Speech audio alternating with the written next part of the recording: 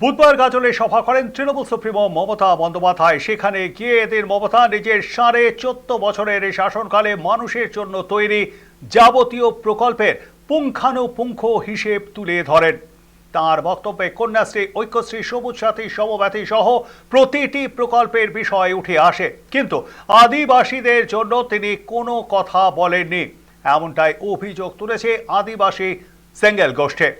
মুখ্যমন্ত্রী সভাস্থল ছাড়তেই বিক্ষোভে ফেটে পড়েন তারা। কালো পতাকা হাতে নিয়ে বিক্ষোভে ফেটে পড়ে আদিবাসী সমাজ।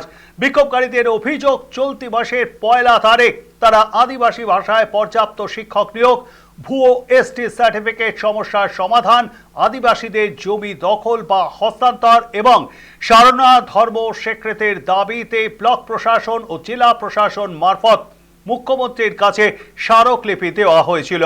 কিন্তু এদিন মুখ্যমন্ত্রী এই বিষয়ে কোনো কথা বলেননি, আদিবাসীদের নিয়ে কিছু বলেননি দলনেত্রী। তাই মুখ্যমন্ত্রী গাজল থেকে ফিরতেই শুরু হয় বিক্ষোভ। বিক্ষোভকারীদের দাবি, মুখ্যমন্ত্রী আদিবাসী বিরোধী।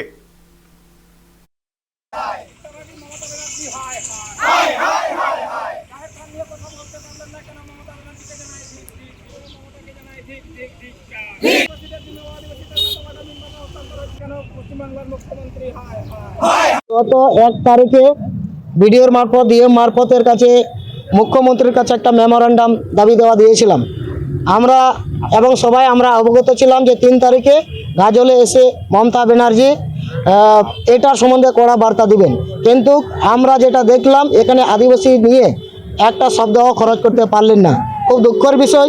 আমাদের ডিমান্ড ছিল আদিবাসীদের সাঁওতালি ভাষার মাধ্যমে পঠন যেই সব স্কুলে চলছে, সেই সব স্কুলে পর্যাপ্ত শিক্ষক এখনও পর্যন্ত নেই, যার ফলে ছাত্রছাত্রীদের প্রচণ্ড অসুবিধা ভুগতে হচ্ছে।